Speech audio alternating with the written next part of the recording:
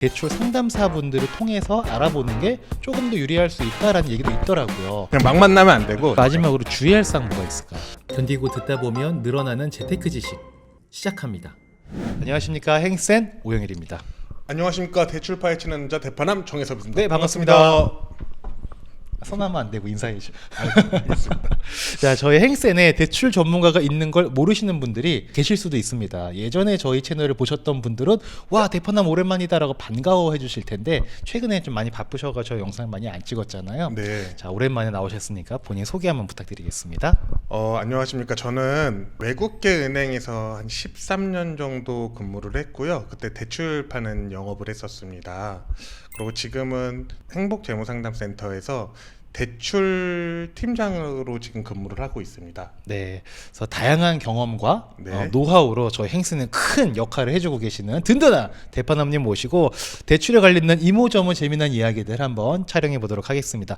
일단 제가 오늘 첫 번째로 여쭤보고 싶은 건 뭐냐면, 대출 받을 때 그냥 은행 가서 받으면 되는 거 아니냐? 네. 아니, 우리가 보험 같은 거야, 보험회사 가서 직접 가입하지 않고 보험 설계사를 통해서 가입하는 게 일반적인데 대출은 그냥 은행 가면 되는 거 아닌가? 근데 어떤 분들은 은행 가는 것보다 대출 상담사분들을 통해서 알아보는 게 조금 더 유리할 수 있다라는 얘기도 있더라고요. 어떤 장단점이 있을까요?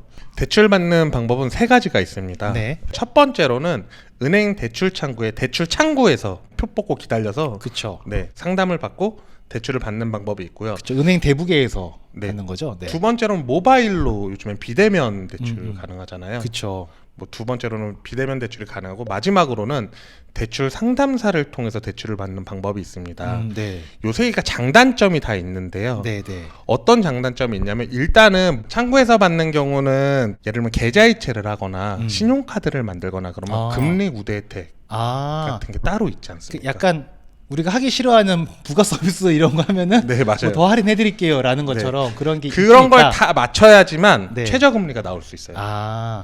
우리가 뭔가 노력해볼 여지가 있긴 있는 거네요. 그쵸. 번거롭고 하기 싫을 수 있으나 네. 그로 인해서 대출금리가 낮아지는 게 들게 된다면 활용하는 건 소비자의 몫이니. 네, 맞습니다. 네. 그런 방법이 있고요. 모바일 비대면으로 이제 모바일로 신청했을 때 평균 금리, 누구나 다 저렴한 건 아니에요. 네. 평균 금리가 0.1 정도 저렴한 걸로 알고 있어요. 네, 네. 네. 세 번째로는 대출 상담사로 인해서 이제 대출을 받는 방법이 있는데요. 네. 사실 상품은 같은 상품이에요. 금리도 똑같고. 네, 그리고 뭐 카드 혜택이나 뭐 자동이체를 하거나 뭐 이러면 금리가 떨어지는 것도 다 똑같은데요. 네. 대출 상담한테 받는 경우는 또 이런 경우가 있어요. 지금 내가 판매하고 있는 은행보다 네. 뭐타 은행이 금리가 한 0.3이 저렴해. 이럴 수 있잖아요. 충분히. 내가 판매한다는 은행은 어떤 얘기인 거죠? 내가 지금 다니고 있는 은행보다 네. 옆 은행 가면 금리가 0.2, 0.3이 더 저렴하네. 그러니까 내 주거래 은행이 예를 들어서 국민은행인데 네. 국민은행으로 가는 것보다 신한은행으로 갔을 때 네. 금리가 더 낮을 수 있다는 거죠. 그쵸. 예를 그쵸? 들면 그런 건데요. 대부분의 상담사들은 그 금리를 잘 알고 있어요. 그러니까 상담사분들은 은행들의 평균적인 금리나 대출 조건이나 이런 현황을 좀 다 알고 있다는 거죠. 그쵸. 그래서 꼭 자기네 것만 팔 필요가 없는 게, 상담사들은 레퍼럴 시장이라 그래가지고 고객을 네. 소개시켜주는 시장이 활성화돼 있거든요. 음. 그렇기 때문에 그냥 우리 거 팔는 것보다 다른 은행 거를 팔게 되면 금리가 더 저렴할 수도 있다라고 고객한테 알려줄 수도 있는 그런 입장이죠. 왜냐하면 은행 창구 직원은 할 수 없는 일이니까. 그렇죠, 그렇죠. 예를 들어서 은행이 내가 오영일이 네. 국민은행 직원이에요.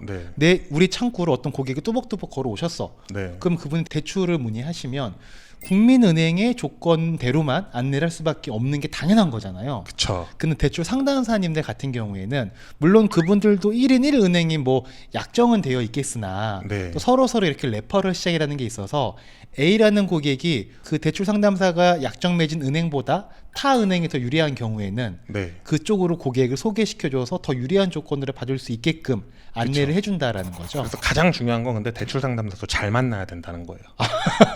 그냥 막 만나면 안 되고 잘 만날 경우에 이런 경우도 있다라고 말씀을 드리는 겁니다. 그럼 잠깐만, 잘 만나야 될 경우라면 네. 잘 못 만나는 경우도 있을 것 같은데. 그쵸. 잘못 만나는 경우도 있죠. 아무것도 우대 혜택을 주지 않고 네. 그냥 나와 있는 금리대로 그냥 팔는 거예요. 아무것도 얘기하지 않고 당신의 금리는 뭐 7%입니다.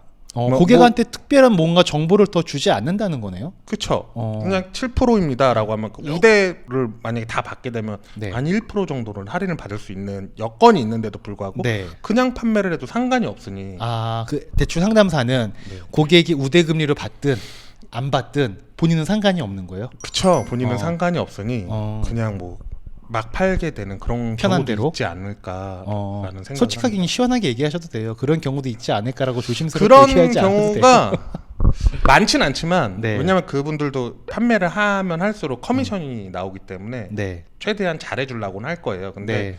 그렇게 하나 이렇게 하나 어차피 쓰실 고객이다라고 생각하고 왜냐하면 뭘 하려 그러면 신청 산장이라도 계속 더 써야 되잖아요. 그쵸. 그렇죠. 그것도 정리해서 또 서류도 이제 정리해서 은행 지점에다 갖다 줘야 되고. 그쵸. 그것도 보통 일이 아니거든요. 그쵸. 그래서 그걸 안 하고 그냥 나와 있는 금리대로 파시는 분들도 분명히 있습니다. 약간 이런 것도 있을 수 있겠다. 그 영업하시는 분들이 다 그렇진 않겠지만 장사가 잘 되는 영업사원이 있고 네. 장사가 잘 안 되는 영업사원이 있잖아요. 네. 장사가 잘 안 되는 영업사원은 손님이 한 번 오시면 너무 귀해.